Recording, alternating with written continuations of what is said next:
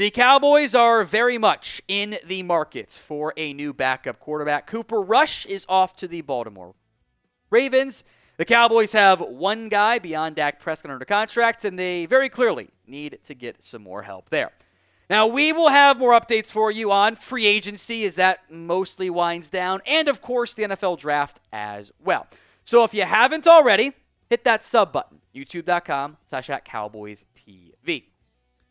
The Cowboys currently have two quarterbacks under contract on the roster. It is Dak Prescott. It is Will Grier. That is not a real NFL quarterback room. At minimum, you need somebody else on there. I would not anticipate Trey Lance being a viable option. The Cowboys had kind of essentially leaked they were going to move on from Lance well before this offseason got going. I'm sure Lance would try to find some more playing time. I kind of think go to the UFL and then get a backup job afterwards makes a lot of sense. We'll see if he goes down that path. And then Will Grier is under contract. Now, Will Grier hasn't played since 2019 in a real game. The Cowboys coaching staff seems to like him, but I don't think a lot of us would have immense confidence in Will Grier if the injury issues continue, which is a real concern for me, frankly, with Dak. If those continue, having to play Will Grier is not a path I think most of us would be on board with. Even if they like him as like the quarterback 3, that leaves a big hole in the quarterback 2 room. So there are 3 paths to adding a backup QB. The draft, trade, which seems highly unlikely, or free agency. So how do you think the Dallas Cowboys should add another quarterback behind Dak Prescott? D for draft, T for trade, F for free agency. It is the pinned comment on today's show. Yes, it is DTF because it is funny. Go vote at the pinned comment, especially if the ad comes here on YouTube. D, T, or F. And the Cowboys still have 10 draft picks. After all that wheeling and dealing, they've got, I think, what most stands out, a couple 5th-rounders. They've got 3 of them, 2 6th-rounders, and 2 7th-rounders. They got 149, 171, 174, then 204, 211, 239, 247. Given the fact the Cowboys have rather publicly, not outright stated, but like essentially leaked that they like to draft a QB, that 5th round very much stands out as a potential option for the Cowboys. The reports have all been day 3 pick, which eliminates several quarterback options. Cam Ward's not going to go. Shedeur Sanders is not an option on day 3. He's not going to make it there. I don't think Jackson Dart or Jalen Milroe make it to the 5th. That seems highly unlikely. There are some other quarterbacks who maybe get to you. And I'll emphasize the maybe there. There are fans around the league for Tyler Shuck out of Louisville, Quinn Ewers from Texas, and Will Howard out of Ohio State.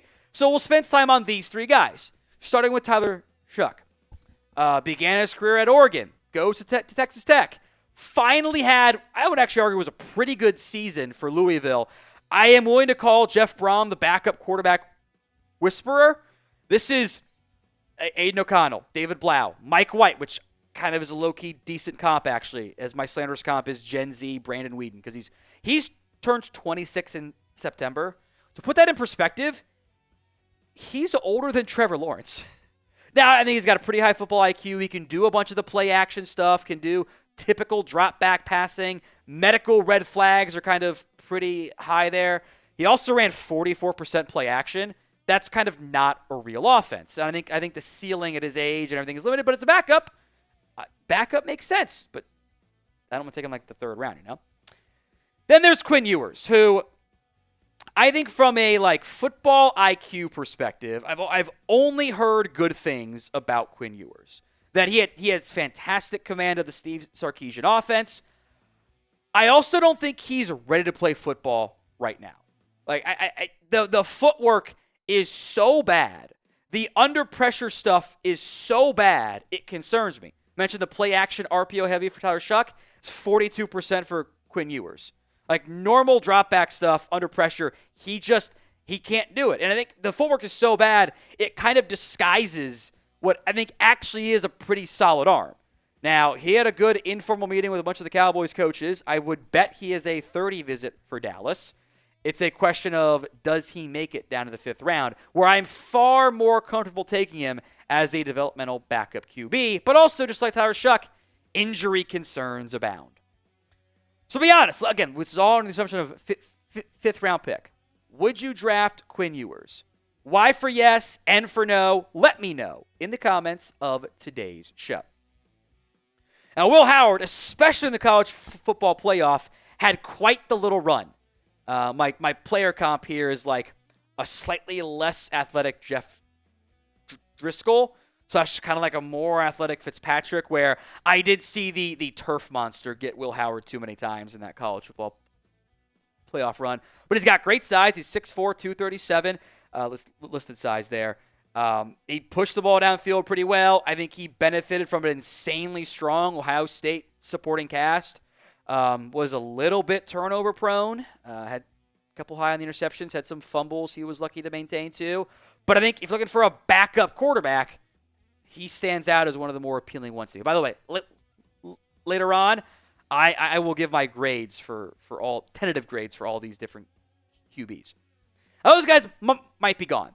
I would not be surprised if these next 5 guys were there. And that's Kyle McCord to Syracuse, Dillon Gabriel from Oregon, Riley Leonard from Notre Dame, Kurtis Rourke from Indiana, and Max Brosmer from Minnesota. I am actually kind of very intrigued by Kyle McCord. He kind of turned into a gunslinger this year at Syracuse, which was kind of crazy. Like he was far more willing to kind of let that ball sling in that offense than he was at Ohio State, which, again, is kind of a coaching thing there. The deep ball passing went up from a volume perspective. He closed the year. Let me go back here. One of the worst games I've seen against Pitt. He just turned it over left and right. He had 5 interceptions. Now, one wasn't his fault, but still.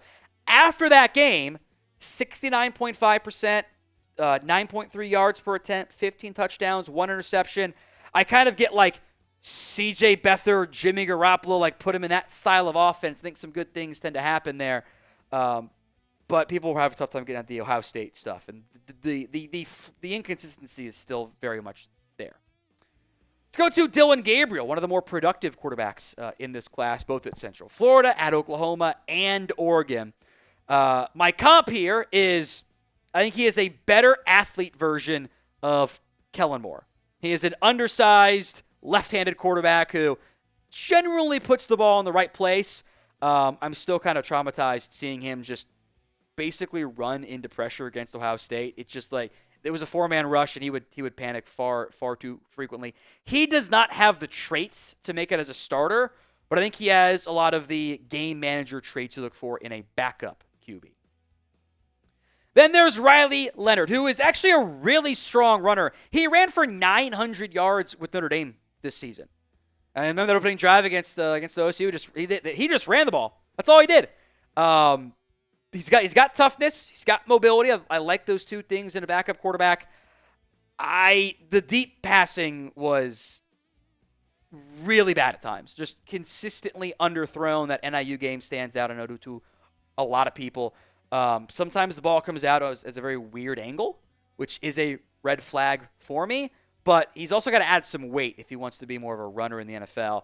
I've got him as a later day 3 backup option. Kurtis Rourke, who began his career at Ohio and then made the move to Indiana.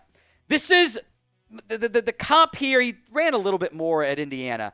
The thing I'm reminded of is like Mason Rudolph, in the sense that he did have a good deep ball results. Like the numbers downfield were good.